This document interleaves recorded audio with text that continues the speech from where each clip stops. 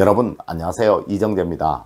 여러분, 오늘은 여러분의 질문에 대한 답을 드리는 시간입니다. 자, 시작해 보도록 하겠습니다. 첫 번째로, 저희 집은 좁아서 소파가 없고 지금 살고 있는 집으로 오기 전에 쓰던 식탁을 거실에 놓고 책상처럼 쓰고 있어요. 가끔 아이들이 오면 식탁으로도 쓰고요. 이 집의 구조는 2인의 식탁이 주방부터 있어서 평소에 남편과 저는 그 주방 식탁을 쓰죠. 작은 거실이지만 책상 겸으로 쓰는 예전 식탁을 이대로 써도 되나요? 라는 질문입니다. 네, 그냥 쓰셔도 됩니다. 단지 용도가 변경된 것이라 약간의 변형을 주는 것이 좋을 듯 합니다. 네, 책상볼을 씌운다든가 하는 것을 말이에요. 두 번째로, 자취하는 아들 집은 현관문을 열면 안방 침대가 바로 보입니다. 항상 문을 닫고 있어야 할까요? 라는 질문입니다. 네, 문은 꼭 닫아 두셔야 합니다. 문을 열어서 침대가 바로 보여서 좋을 이유는 절대로 없습니다. 세 번째로, 저희 강아지가 새끼를 가졌는데 선물을 해도 될까요? 라는 질문입니다. 네, 편하게 선물하세요. 이런 것은 좋은 것입니다. 네 번째로, 어머니가 돌아가신 지 11년이 지났습니다. 성당 묘지에 계신데요. 원래 화장하셔서 납골당으로 모시려고 합니다. 살아계실 때 어렵게 살아서 변변한 반지 하나 못 해드려서 너무 마음이 아픕니다. 납골당으로 모시면 금반지라도 넣어드리고 싶습니다. 괜찮을까요? 라는 질문입니다. 그리고 유품으로 시계가 있는데 이것도 넣어드려도 될까요? 라는 질문도 같이 하셨네요. 여러분, 누구나 부모님이 돌아가시고 나면 이런 후회는 다들 하실 거예요. 유품인 시계를 같이 넣어드리는 것은 참 좋은 일입니다. 다만 반지를 하시는 것은 다시 한번 생각을 해보셨으면 합니다. 아마 부모님은 이 마음 다 알아주실 거예요. 다섯 번째로, 머리 쪽에 벽걸이 에어컨이 달려있는데 이건 어떨까요? 그리고 벽과 벽 사이에 한쪽은 침대 머리를 두게 되고 다른 쪽 벽은 거실 겸 부엌의 가스레인지나 화장실 변기가 놓이게 되는 것은 어떤지요? 라는 질문입니다. 네, 제가 예전 영상에서 머리맡에는 어떤 것도 두면 안 된다라고 말씀을 드렸더니 이 에어컨에 관해 질문을 하시는 분들이 너무도 많으시더라고요. 여러분, 제가 사진을 보여드릴게요.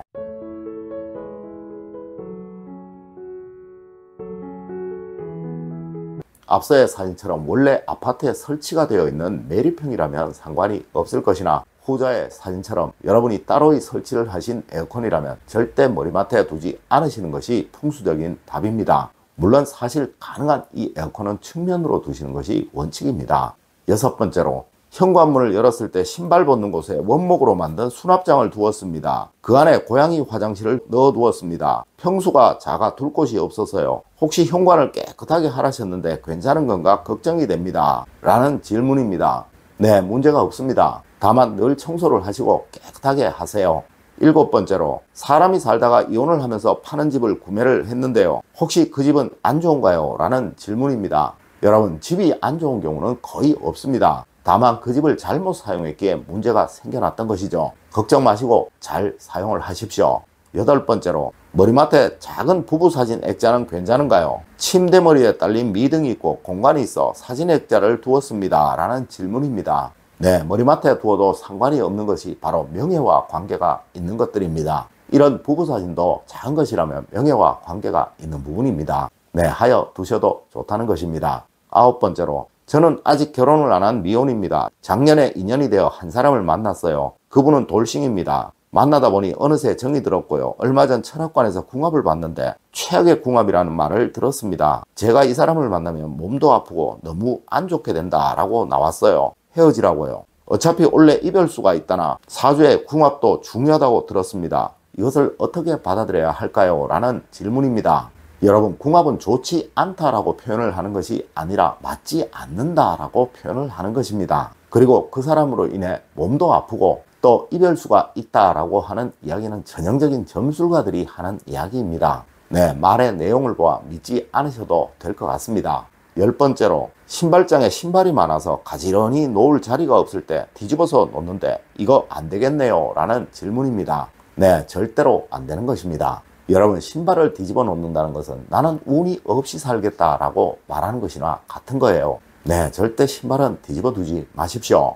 11번째로, 저한테 돌아가신 부모님이겠지만 아이들한테는 할아버지, 할머니이신데 아이들 휴대폰에 돌아가신 할머니, 할아버지 사진도 보관하면 안 될까요? 라는 질문입니다. 여러분, 제 휴대폰의 사진 속에도 돌아가신 어른들의 사진들이 들어있으며 또 그분들과 같이 찍은 동영상들도 들어있습니다. 네, 걱정 마십시오. 아무런 문제 없습니다. 아니, 오히려 좋은 것입니다. 12번째로 선생님 화장실에 휴지통을 놔두라는 말씀이신가요? 아니면 두지 말라고 하시는 것인가요? 선생님 말씀의 뜻을 선뜻 알아들 수가 없네요. 상세히 알려주세요. 라는 질문입니다. 여러분, 화장실에 휴지통이 없을 수야 없겠죠. 다만 두시더라도 청결하게 깨끗하게 두셔야 합니다. 그리고 꼭 뚜껑 있는 휴지통을 사용하셔야 합니다. 13번째로 선생님이 보여주신 도표에는 화는 빨간색, 수는 검은색, 목은 청색, 금은 흰색, 토는 노란색 이렇게 나오는데 말씀하시는 것은 다르네요. 어떤 게 맞는 것인지요? 라는 질문입니다. 여러분, 이 부분에 관해서도 많은 혼란들을 느끼시던데요. 제가 도표로 보여드린 것은 여러분의 스스로의 기운의 색깔입니다. 네, 재물운의 색깔은 그 색이 아니라 제가 알려드린 색이 맞는 거예요. 14번째로 현관에 보석 자수 액자 그림을 걸어도 될까요? 라는 질문입니다. 네, 아주 좋습니다. 여러분, 자수는 최고의 풍수 소품입니다. 15번째로 요즘 업사이클이라든지 리폼처럼 옷이나 신발을 변형해서 사용하는 것은 괜찮을까요? 긴 옷을 짧게 자른다든가 운동화 뒤축을 잘라서 슬리퍼로 변형해서 신는다든가 그런 건 어떤가요? 라는 질문입니다. 네, 이를 풍수에서는 변형이라고 하는데요. 자신의 것, 가족의 것을 변형해서 사용하는 것은 전혀 문제가 없습니다. 16번째로 현관에 엄나무를 두면 좋다는 것도 미신인지요? 라는 질문입니다. 네, 미신 맞습니다. 누구는 유명한 풍수 전문가의 이름을 대면서 그분이 엄나무를 두라고 하시던데요 라고 말씀을 하시기도 하시더라고요. 여러분, 절대 현관에 이런 미신적인 것을 두시면 안 되는 거예요. 17번째로 현관 밖에 자전거나 우산, 쓰레기통을 두는 것은 어떤지요? 현재 자전거는 거의 사용을 하지 않고 또 우산은 걸어두고 있습니다. 혹 우산을 방에 딸린 보일러실 안에 두는 것은 어떨런지요? 우산이 식구수에 비해 좀 많은 편입니다. 라는 질문입니다. 여러분, 저희 집도 현관에 우산을 두고 있습니다. 그리고 자전거를 현관 밖에 두는 것은 당연한 일이고요. 또 쓰레기통 역시 아무런 문제가 될 것이 없습니다. 다만 우산은 물기를 잘 털어서 보관을 하시도록 하세요.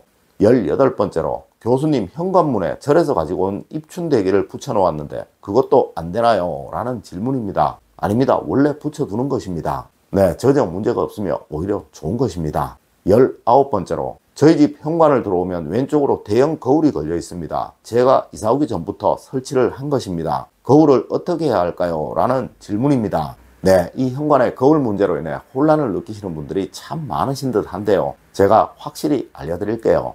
여러분, 현관으로 들어와 정면에 보이도록 설치된 거울은 사실 좋은 것이 거의 없습니다. 하지만 좌우측에 설치된 거울은 오히려 좋은 경우가 더 많으며 또 일부러라도 설치를 해야 하는 거예요.